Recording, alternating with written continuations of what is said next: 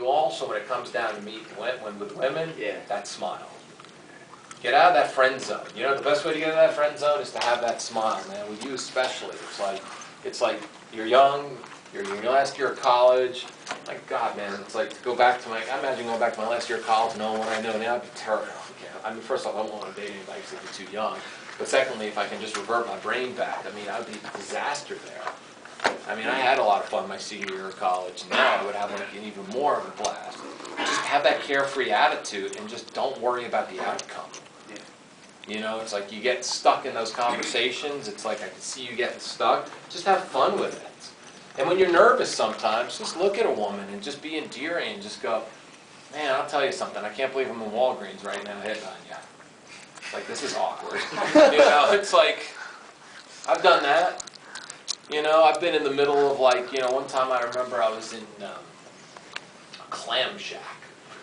Of all places, I was on the beach in New York. And I was talking to this woman, and we were shucking clams, right? And I looked at her, and I was just like, we were flirting. And I was young at the time. I was like 21, 22 years old. And I looked at her, I said, man, this is awkward.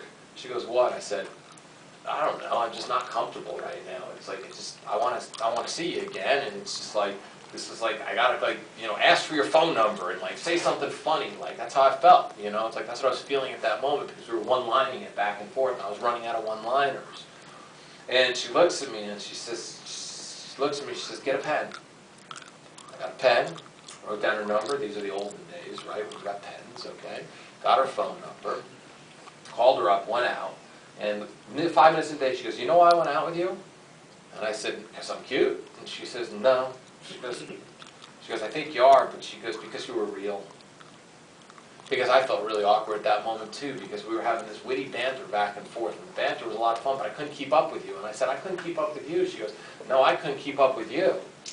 And I said, and the conversation died at that moment. She goes, yeah, I know it died, and I was so nervous. I was like thinking to myself, it died. Is he going to ask me out? And I was thinking, you were thinking that? I said, she goes, yeah. I said, shit. I said, then you went out with me, why? She goes, because you were just honest, because you told me how awkward this whole thing was, because I felt awkward too. It's like, don't be afraid, man, to just spit it out. Don't be afraid to just be vulnerable. What's the worst thing she can say? No.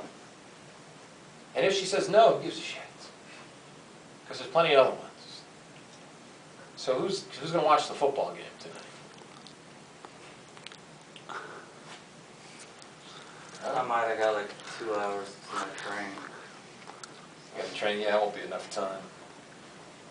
The rest of you guys, man, it's like, I had a blast. Any further final questions? You know when you're coming to Chicago again? Or no? Oh yeah, that's what I have to say. Yeah, actually, fuck, I forgot about that. So, I'm going to do a boot camp in Chicago. I haven't decided when yet. Kind of toying with the idea, maybe wintertime. I figured it'd be fun, man. Meet people when they're miserable, Yeah. right?